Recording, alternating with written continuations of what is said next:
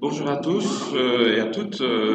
D'abord, je voudrais remercier les organisateurs de cette invitation. Je vais vous parler par procuration, puisque c'est Fanny qui devait présenter cette présentation. Elle nous a envoyé ses diapositives. Elle tenait à remercier les organisateurs et en même temps, elle voulait s'excuser de son absence pour des raisons de force majeure. Et voilà, donc. Allez, vas-y, parle. Je peux? Oui. Je peux?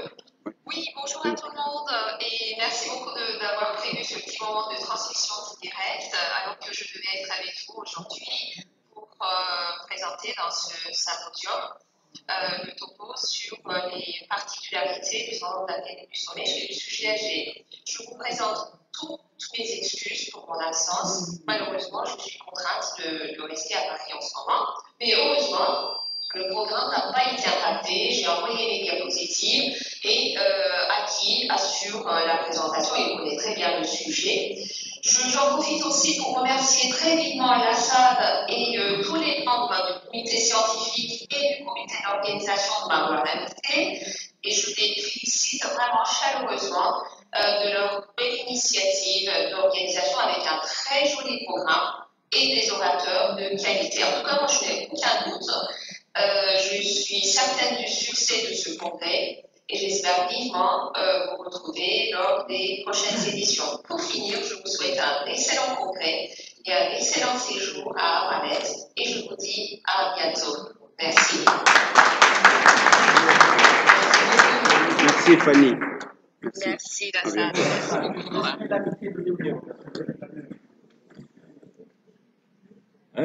Donc on a pris un peu de retard et je vais vous parler effectivement du syndrome d'apnée du sommeil à l'autre extrême de la vie et il y a pas mal de ressemblances avec l'enfant. Je dis pour rire avec quelques collègues pédiatres, les enfants et les personnes très âgées ont des problèmes d'élocution et ont des problèmes de fuite urinaire. Mais la ressemblance reste là, vous allez voir, le syndrome d'apnée du sommeil du sujet âgé est encore un domaine complètement différent.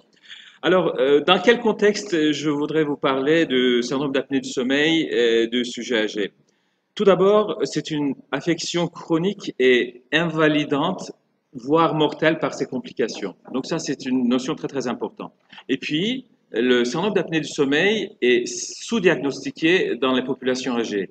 Et puis enfin, les publications dont nous disposons, et surtout dans dans ces dernières décennies, dans lesquelles on trouvait très peu de personnes âgées pour mieux cerner le problématique du syndrome d'apnée du sommeil. Donc, il y a des limitations méthodologiques, surtout dans les anciens travaux. Et puis, il faut également avoir à l'esprit que un syndrome d'apnée du sommeil non traité chez le sujet âgé a un coût en termes de santé, de dépenses de santé beaucoup plus élevé qu'un SAS traité. Donc, pour le pouvoir public, c'est une notion importante qu'il faudra également défendre, quel que soit le pays dans lequel on se trouve. Fanny nous avait proposé un menu pour, pour cette matinée, parler de la démographie du vieillissement dans un premier temps, de parler ensuite de l'épidémiologie du syndrome d'apnée du sommeil, les particularités cliniques du SAS chez le sujet âgé, de sa prise en charge et puis quelques diapositives de conclusion. D'abord la démographie. Et d'abord, qu'est-ce qui se passe en France? En France, nous avons donc les données statistiques de l'année 2018. Nous sommes 67 millions d'habitants et près de 20% de cette population est âgée de plus de 65 ans. Et puis, en France, nous avons aujourd'hui un peu plus de 12 000 centenaires. Ce n'est pas rien. Et l'espérance de vie augmente d'année en année, et les femmes ont une espérance de vie de 85 ans et les hommes sont un peu à la traîne, ont une espérance de vie de 79 ans en France. Alors, ce n'est pas rien tous ces phénomènes, puisque le vieillissement de la population va continuer encore dans les années à venir, et il y a un tsunami qui arrive sur nous en France en tous les cas, et on va voir tout à l'heure qu'est-ce qui se passera en Tunisie. Et en 2020, cette population âgée de plus de 60 ans représente à peu près 27% représentera 27% de la population du pays. Et en 2030, ça sera 30%. Un tiers de la population sera âgée de plus de 60 ans en France. Et revenons un petit peu à quelques données statistiques pour la Tunisie. Alors, la Tunisie est un pays champion. En quoi? On va voir. D'abord, la population tunisienne vieillit à environ 3-4 fois plus vite que dans les pays occidentaux. Vous avez une vitesse de vieillissement beaucoup plus élevée que nous observons dans l'Europe occidentale. J'ai pu trouver des données statistiques à partir de la Banque mondiale. J'ai pas pu trouver de statistiques récentes, des données statistiques récentes de l'Institut de statistique tunisien. En 2016, les personnes âgées de plus de 65 ans représentaient un peu plus de 8% de la population tunisienne. Ça, c'est une notion importante. Et regardez cette courbe. Est-ce que le pointeur va fonctionner? Voilà. Donc, regardez cette croissance exponentielle. Et la Tunisie, retenez ça bien, est le premier pays africain et le premier pays arabe en termes de vieillissement de la population. Vous êtes devant les Marocains, vous êtes devant les Algériens, vous êtes devant toute l'Afrique. Cette vitesse-là, je pense que c'est quelque chose qui doit inquiéter. Puisque est-ce que les pouvoirs publics, est-ce que les services sanitaires sont prêts pour faire face à cette augmentation démographique majeure? Hier soir, je discutais avec un de mes confrères de Sfax. Il y a probablement quelques explications possibles à cette augmentation très très importante de la population âgée en Tunisie.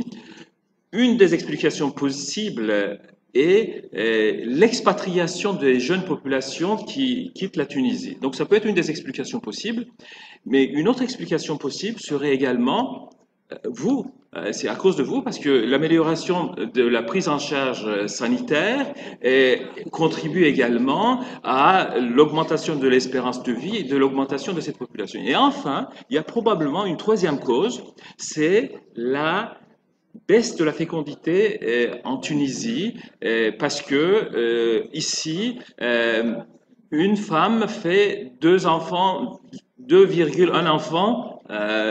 donc il faut que ça soit 2,2, 2,3, 2,4 pour pouvoir pousser la croissance et empêcher un peu ce vieillissement de la population. Et donc, il y a également une baisse de natalité en Tunisie avec 2 enfants par femme. Et c'est quelque chose qui continuera à grimper d'une manière vertigineuse et vous occuperez, je pense, en Tunisie encore cette première place si ces 3 facteurs continuent à évoluer dans le même sens. Tout ça, c'est pas l'apnée du sommeil, mais c'est important également en termes de santé.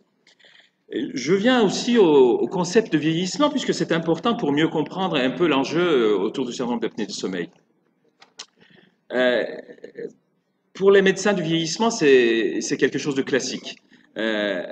Mais pour les non-gériatres, il faut avoir à l'esprit que chez un individu, il y a un vieillissement différentiel des organes. Tous nos organes ne vieillissent pas à la même vitesse et n'induisent pas nécessairement des défaillances handicapantes vers la fin de la vie. Et puis, il y a des inégalités en termes de vieillissement interindividuel. Il y a ce que les anglophones appellent de pathological aging, donc le vieillissement pathologique, usual aging qui correspond à un vieillissement normal, et successful aging, un vieillissement réussi, sans handicap, sans comorbidité significative. Effectivement, la plupart de nos patients âgés se trouvent dans tout en bas de cette classification. Souvent, ce sont des sujets qui ont un vieillissement pathologique avec plusieurs comorbidités. Et puis, dans ce contexte, nous devons adapter notre prise en charge à ces 3 classes de vieillissement. Il est inapproprié de parler de traitement de SAS chez le sujet âgé. Le sujet âgé n'est pas juste une population homogène. Les sujets âgés sont extrêmement hétérogènes. Et ce que j'essaie de vous montrer avec ces concepts de vieillissement. Et puis, les sujets âgés sont souvent polypathologiques et cette polypathologie augmente avec l'âge. Ce sont des statistiques françaises, mais on doit avoir à peu près les mêmes chiffres dans tous les pays. Et donc, à l'âge de 65 ans et plus, chez les personnes âgées de plus de 65 ans, on trouve au moins 6 comorbidités dans ces quelques études épidémiologiques réalisées en France. Que dire de l'épidémiologie du syndrome d'apnée du sommeil? Donc, en tant que pneumologue, vous êtes confronté à la prise en charge du syndrome d'apnée du sommeil et vous avez eu déjà pas mal de présentations sur cette thématique. On sait également que la prévalence du syndrome d'apnée du sommeil dans les populations d'adultes jeunes ou d'âge moyen est de 5 à 10%. Ça dépend où est-ce qu'on met le cut-off, le seuil d'index d'apnée-hypopnée, comment on définit le syndrome d'apnée du sommeil. Néanmoins, cette prévalence est de l'ordre de 5 à 10% dans les populations d'adultes d'âge moyen.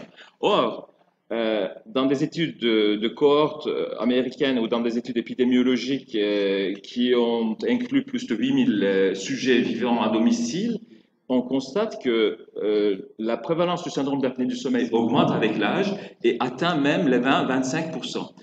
Que veut dire cette diapositive? Ça veut dire que chez les sujets âgés de plus de 70 ans, quand on met le seuil d'apnée du sommeil avec un IAH à 15, 20 à 25% de la population âgée vivant à domicile est apnéique. En d'autres mots, un vieux sur 4 que vous croisez dans votre patientèle a un syndrome d'apnée du sommeil. Je pense que j'ai tout dit. Maintenant, on peut aller manger presque. Parce que, en termes de prévalence, c'est une affection extrêmement fréquente. Et vous connaissez rien sur le syndrome d'apnée du sommeil, mais c'est juste sur cette réalité de prévalence, vous avez au moins 25% de chances de tomber juste quand vous dites ce patient âgé a un syndrome d'apnée du sommeil. Mais on ira un peu plus loin, on va affiner un petit peu nos raisonnements. Pourquoi le syndrome d'apnée du sommeil est si fréquent chez le sujet âgé? Il y a quelques explications, quelques hypothèses plausibles. Il y a ce que nous, dans la médecine du vieillissement, il y a un phénomène qui est réel et qui est préoccupant, c'est le phénomène de sarcopénie. Avec l'âge, nous perdons du muscle. Et puis, les muscles que nous avons et qui nous restent dans nos vieux jours perdent également leur fonctionnalité. C'est-à-dire, la masse musculaire que nous avons n'est pas aussi performante, n'est pas aussi forte que la même masse musculaire qu'on aurait pu avoir un peu plus jeune. Donc, les muscles, nous avons moins de muscles, d'une part, et d'autre part, les muscles que nous avons n'ont pas les mêmes fonctions, les mêmes forces qu'ils avaient auparavant. Et puis, deuxième phénomène qui peut expliquer un petit peu cette forte prévalence, c'est la collapsabilité oropharyngée qui est beaucoup plus élevée chez les personnes âgées. Donc ça, c'est un phénomène également qui contribue à cette forte prévalence. Et puis enfin, troisième phénomène, c'est l'édentation, l'absence de dentition et modification de la morphologie oropharyngée contribue fortement à l'augmentation de la prévalence du syndrome d'apnée du sommeil. Alors, quelles sont ces particularités cliniques?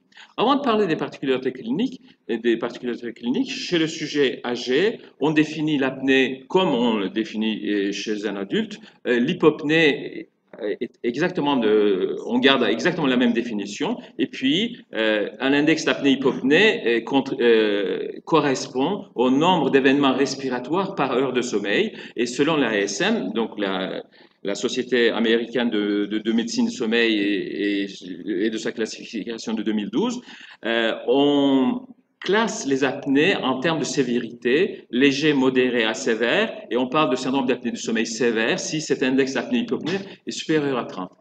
Cependant, cette classification en termes de sévérité ne correspond pas aux réalités cliniques qu'on va voir. Donc, il est extrêmement réducteur de classer, de qualifier un certain nombre d'apnées du sommeil de sévère parce que l'index d'apnée-hypopnée est égal ou supérieur à 30.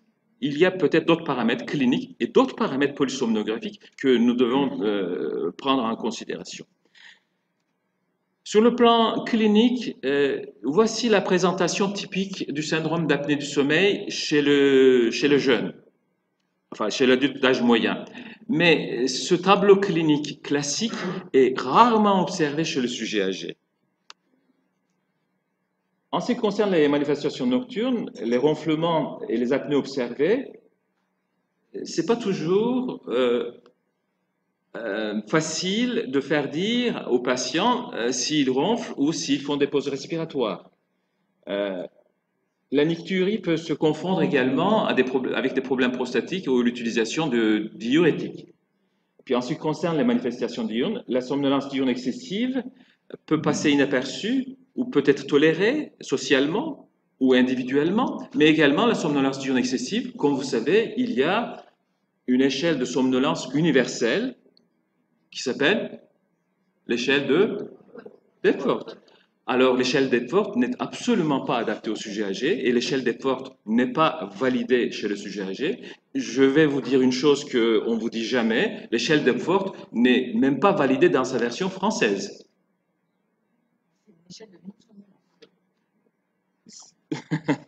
Merci.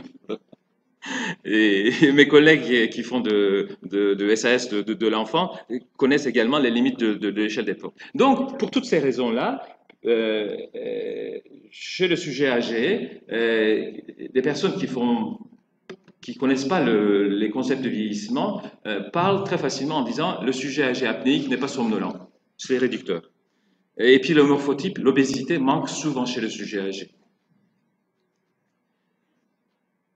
Comme je vous disais tout à l'heure, donc les ronflements peuvent manquer. Pourquoi les ronflements manquent souvent dans un interrogatoire, dans une clinique et dans une consultation chez le sujet âgé? Parce que il y a des problèmes de veuvage.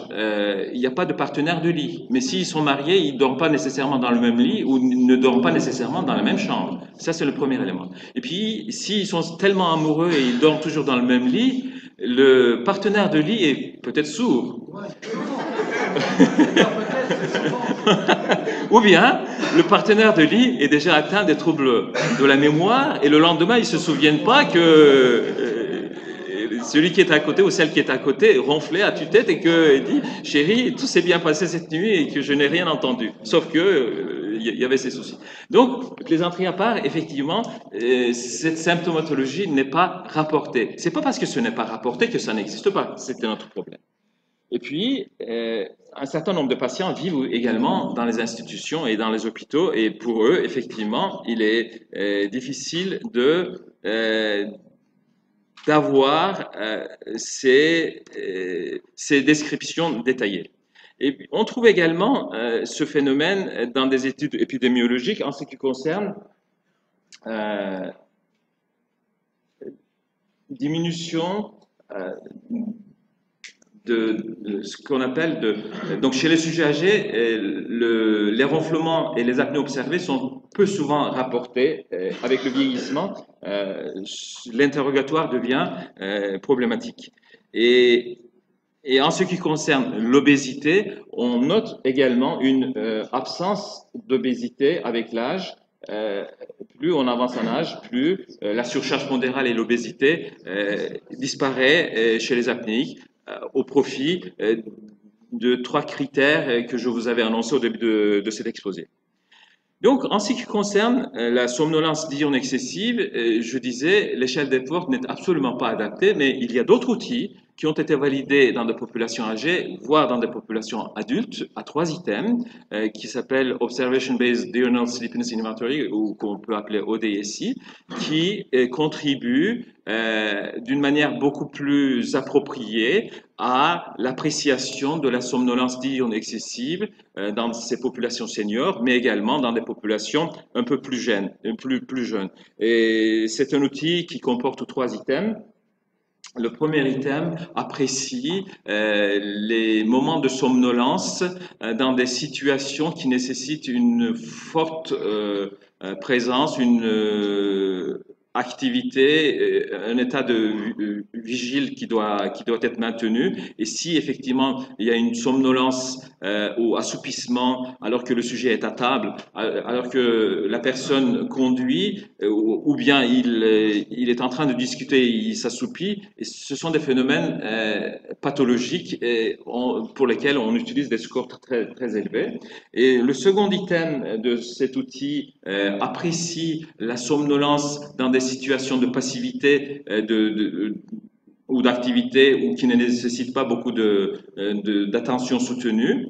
Et donc, il y a également une cotation pour cela. Et enfin, cet outil apprécie également la durée de la somnolence dans la journée. Et cet outil est coté sur 24 et le score est pathologique si ce score est supérieur à 5 sur 24 et on qualifie également une somnolence diurne légère pour les scores entre 6 et 8, somnolence moyenne 9-12, etc.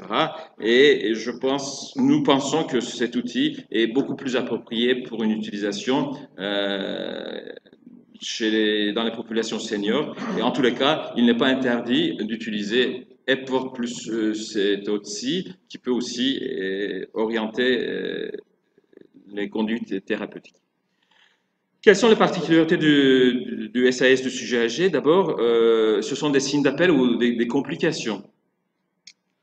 L'AVC est une complication redoutable du SAS chez le sujet âgé. Les chutes et les fractures. Chez les populations d'adultes jeunes, on parle de la somnolence et des accidents de la route liés à la somnolence. Or, chez le sujet âgé, nous sommes confrontés à une autre problématique, c'est des baisses de la vigilance, inattention, chute et fractures et qui peuvent encore être mortelles en raison de leurs complications. La nicturie, les troubles cognitifs, les douleurs majorées chez les apnéiques non traitées, le glaucome, les complications d'anesthésie sont également majorées dans ces populations.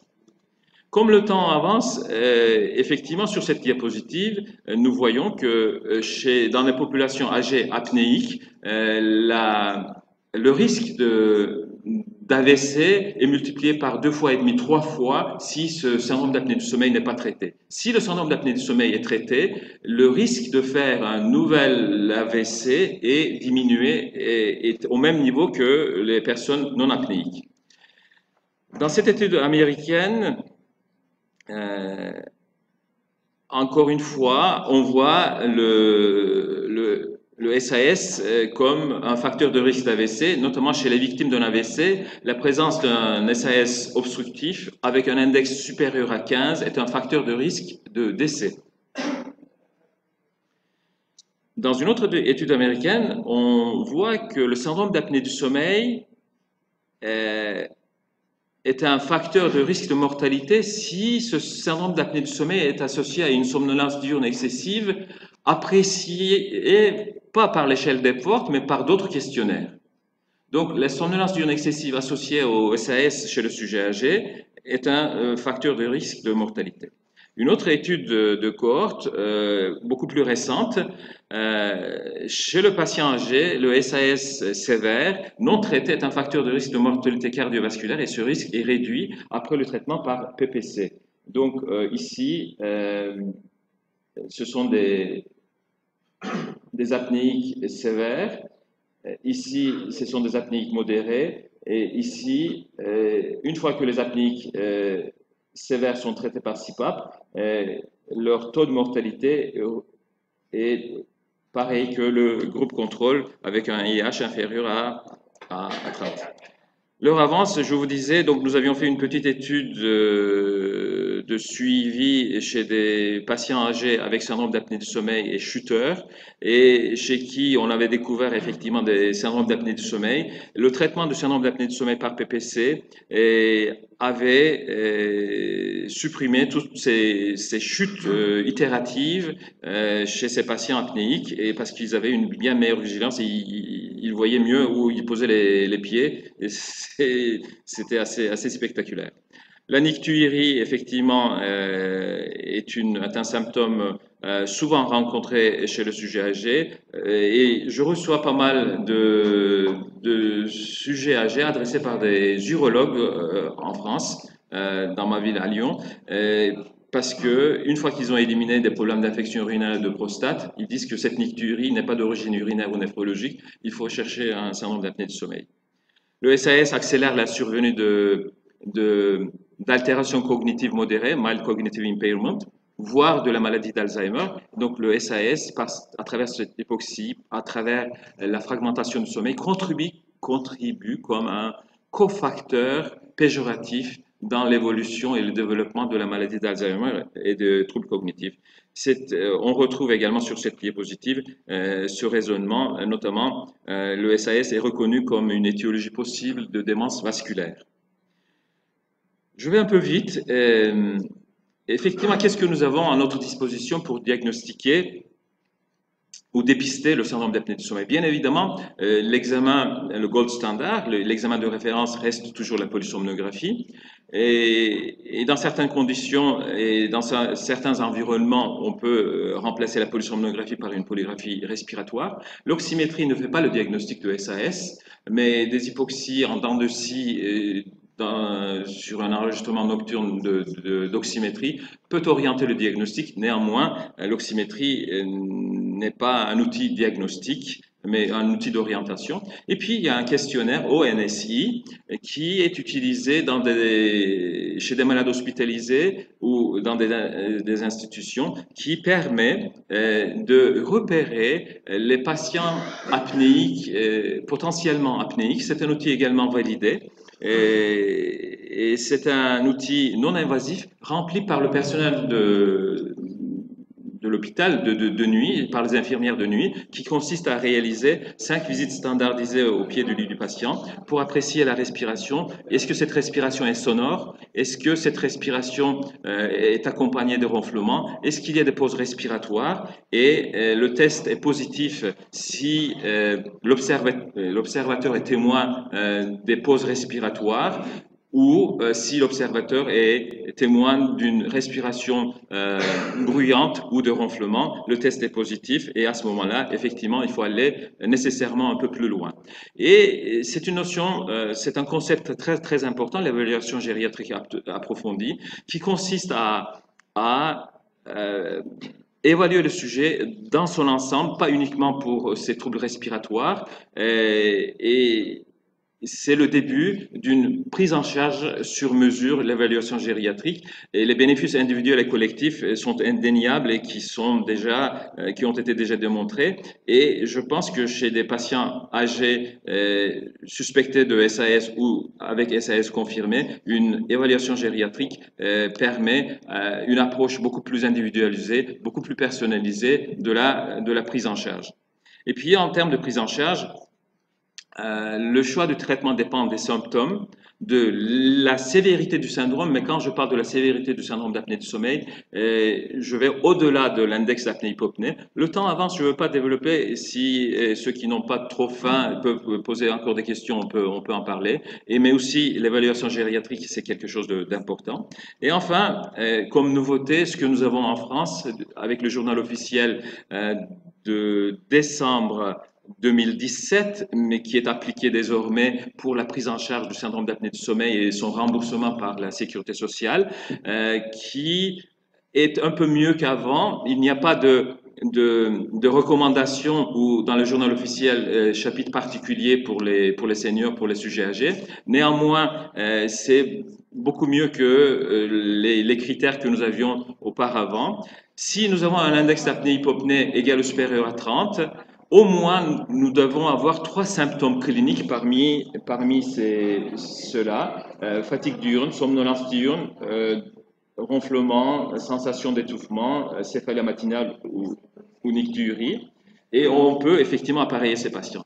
Mais que se passe-t-il si l'index d'apnée-hypopnée est inférieur à 30 et supérieur à 15? Et puis dans ces cas-là, pour ces patients de zone grise, donc d'après ces recommandations, on doit toujours avoir ces symptômes, plus une comorbidité. Quelles sont ces comorbidités? Effectivement, il y a des comorbidités cardiaques et respiratoires. D'abord, c'est quelque chose de très important et je pense que c'est utile. Il faut qu'il y ait une somnolence diurne sévère et ou risque accidentel pouvant entraîner un dommage. Donc, ils disent pas accident de la circulation. Effectivement, le sujet âgé, par ses chutes itératives, par ses fractures liées aux chutes, et fait partie de cette ligne. Il faut qu'il y ait une HTA résistante, donc trithérapie qui ne fonctionne pas, une FA récidivante, une insuffisance cardiaque symptomatique, une maladie coronaire à haut risque, antécédent d'AVC, ou encore des comorbidités respiratoires, BPCO sévère et asthme mal contrôlé. Donc, effectivement, ces critères nous permettent de prendre en charge les patients âgés. Conclusion. Alors, j'ai une seule diapositive de conclusion. Le SAS chez le sujet âgé. Donc, le tableau clinique est souvent atypique. Et le SAS est 5 fois plus prévalent chez le sujet âgé que l'adulte d'âge moyen, ça c'est important. Et la stratégie diagnostique et thérapeutique du SAS chez le sujet âgé doit tenir compte de plusieurs dimensions, de ses particularités cliniques, de la sévérité du SAS, mais pas uniquement de l'index d'apnée-hypopnée, des comorbidités, et puis enfin, le traitement du SAS du sujet âgé doit être intégré dans la prise en charge gériatrique globale et individualisée. Si vous voulez en savoir un peu plus, nous organisons un DI de médecine de sommeil à Paris et vous serez les bienvenus puisque nous avons déjà accueilli un certain nombre de collègues de Tunisie et ça sera avec grand plaisir. Je vous remercie à nouveau de votre patience malgré la faim, le chaud et le froid de la clim. Vous êtes encore dans cette salle, c'est que vous étiez bien intéressés. Merci de votre attention.